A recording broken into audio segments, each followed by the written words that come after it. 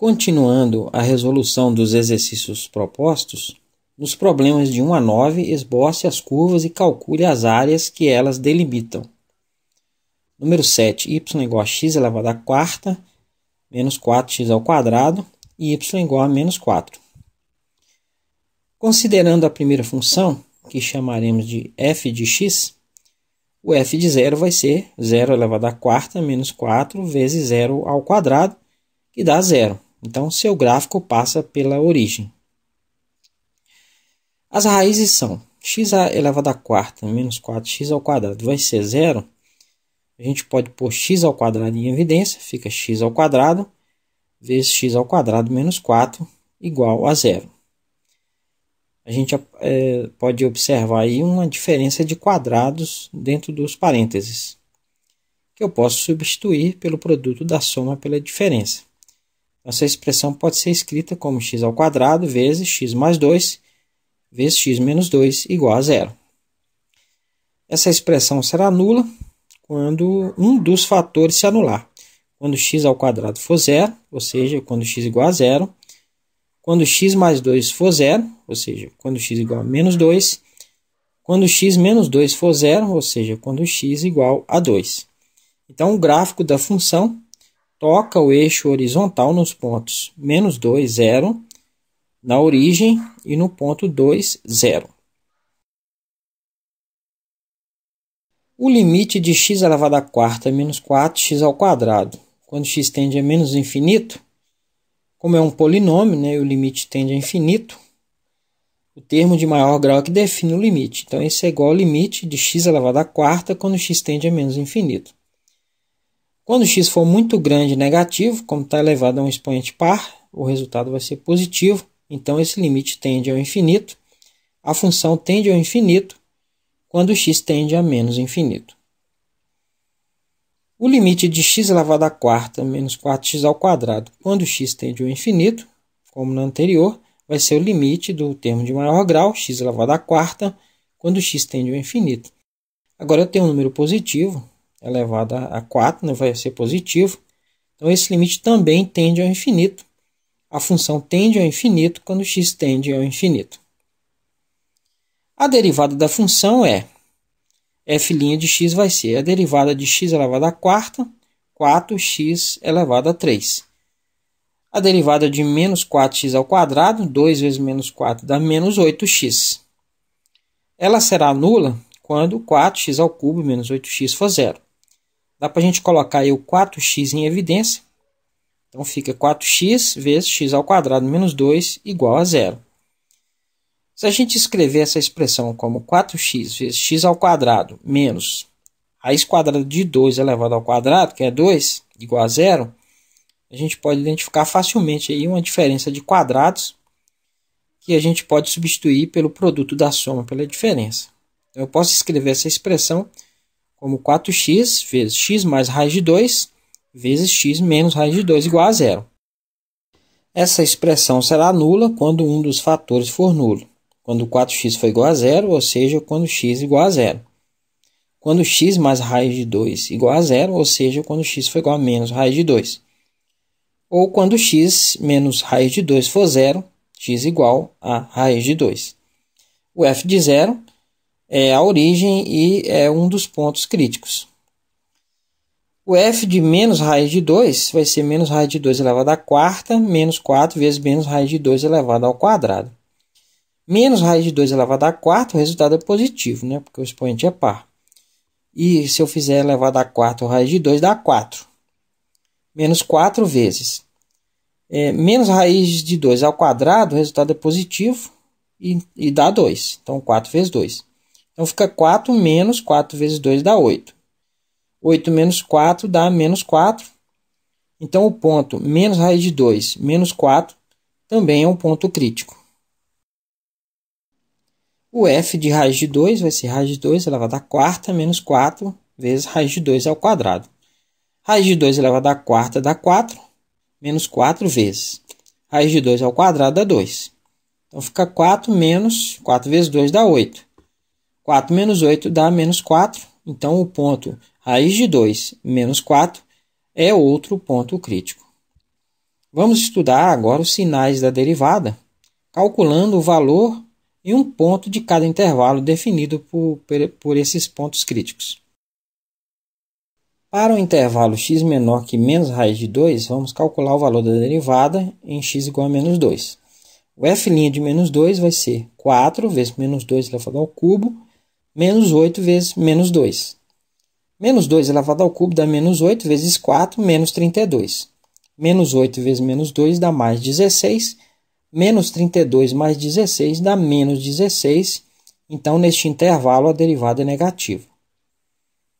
Para o intervalo menos raiz de 2 menor que x menor que 0, vamos calcular o valor da derivada em x igual a menos 1. O f' de menos 1 vai ser 4 vezes menos 1 ao cubo, menos 8 vezes menos 1. Menos 1 elevado ao cubo dá menos 1 vezes 4 dá menos 4. Menos 8 vezes menos 1, mais 8. Menos 4 mais 8 dá 4. Então, a derivada é positiva no intervalo.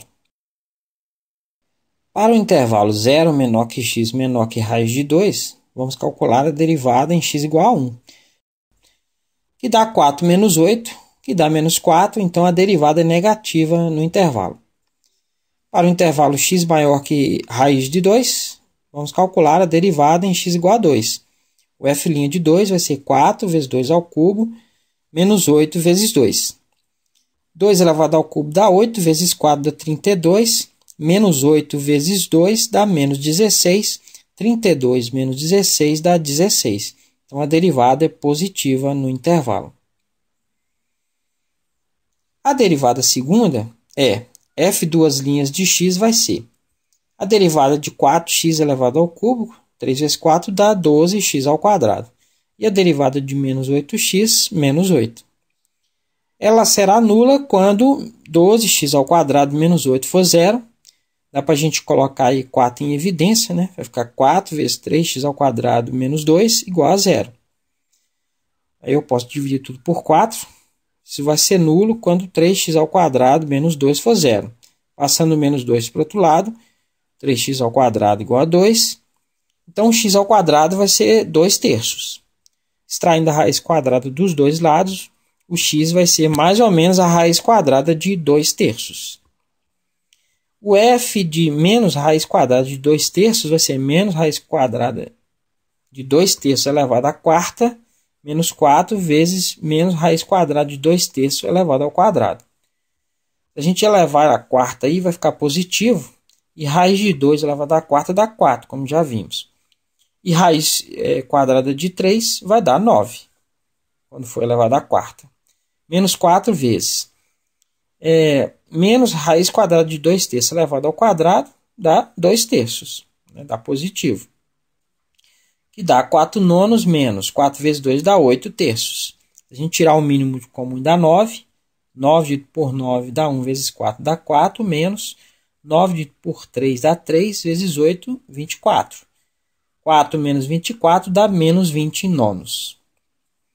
O f de raiz quadrada de 2 terços vai ficar raiz quadrada de 2 terços elevado à quarta, menos 4 vezes raiz quadrada de 2 terços elevado ao quadrado. Os resultados são idênticos aos anteriores e a gente vai chegar na mesma resposta, menos 20 sobre 9. E teremos aí os possíveis pontos de inflexão, onde a derivada segunda se anula. Como a derivada segunda é uma função polinomial do segundo grau e o termo quadrático é positivo, seu gráfico é uma parábola côncava para cima. Então, ela é positiva para x menor que menos raiz quadrada de 2 terços e x maior que raiz quadrada de 2 terços e negativa quando x está entre esses dois valores. Com as informações que temos, dá para esboçar o gráfico. A função vem do infinito e decresce, já que a derivada é negativa, e passa pela primeira raiz, né? Toca o eixo horizontal, e até chegar ao primeiro ponto crítico. Depois ela cresce, já que a derivada é positiva, passa pelo ponto de inflexão e chega ao segundo ponto crítico, que também é a segunda raiz da função. Depois ela decresce, já que a derivada é negativa, passa pelo segundo ponto de inflexão e chega a mais um ponto crítico. Por fim, ela cresce, já que a derivada é positiva, passa pela terceira raiz e tende ao infinito quando x tende ao infinito. A segunda função, que chamaremos de g de x, é uma reta horizontal que toca o eixo vertical em y igual a menos 4.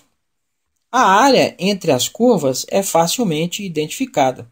Observe que nela, f de x sempre está acima de g de x. Se desenharmos um retângulo vertical infinitesimal, seu comprimento será dx e sua altura será f de x menos g de x. F de x menos g de x vai ser x elevado à quarta menos 4x ao quadrado menos 4, que dá x elevado à quarta menos 4x ao quadrado mais 4. A área desse retângulo infinitesimal vai ser dA igual à altura x elevado à quarta menos 4x ao quadrado mais 4 vezes o comprimento dx.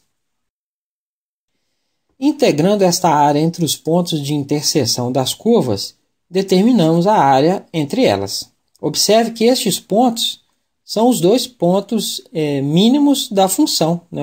Os pontos críticos da função, cujas coordenadas são menos raiz de 2 menos 4 e raiz de 2 menos 4. Então o x está variando de menos raiz de 2 até raiz de 2. Também é possível verificar uma simetria nessa área. A área entre menos raiz de 2 menor que x menor que 0 e 0 menor que x menor que raiz de 2 são iguais.